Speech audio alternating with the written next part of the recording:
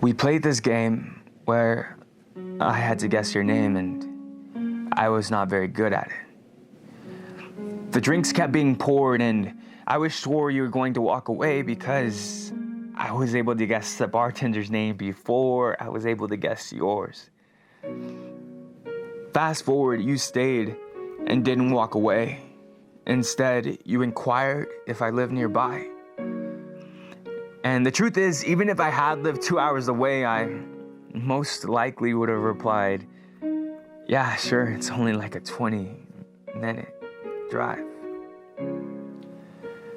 Eventually, we arrived and were eager to get inside, and that's the thing about intimacy is the time. I can let you experience these parts of me, or we can play this game where you show me yours and I'll show you mine, and I'm not talking about this mind that is this body I don't need to explode. As far as releases go, that is not the only show that matters to me. The only part of me that I'm trying to grow is what I know about you. To which you replied, cool. I want to get to know you too. Then continued, first confessing that you have a boyfriend. Well, he's kind of like a boyfriend, but then again, he's not. I mean, I guess we're dating. He says we really shouldn't call it that because then we begin complicating what we have, but what does that even mean? He brings me around his friends, but he doesn't tell his family about me. What is that supposed to mean? Sometimes I feel like I'm just being kept around as something fun.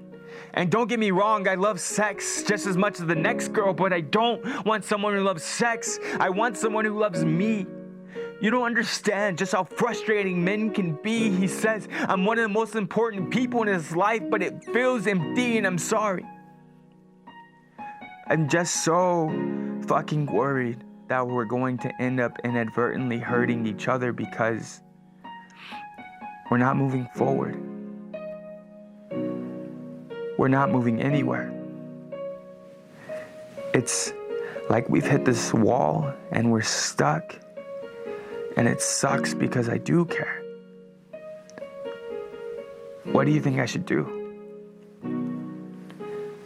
And I replied, I think we can blame it on Disney for blurring the lines of what it means for us to have a happy ending. Love is great.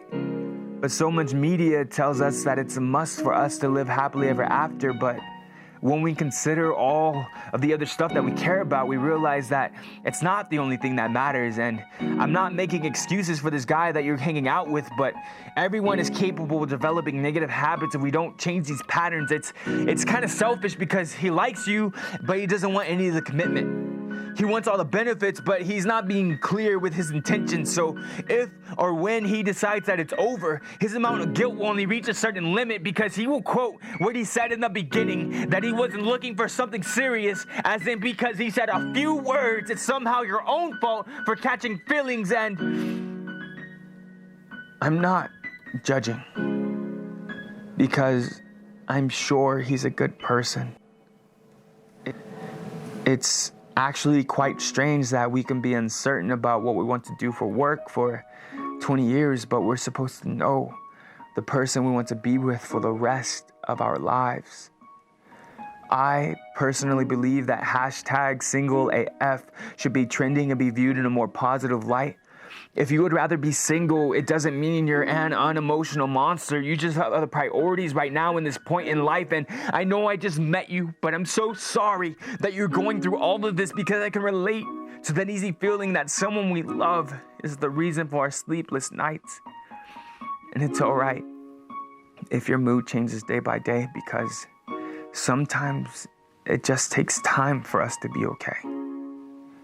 And also, it's fine to let some people walk away.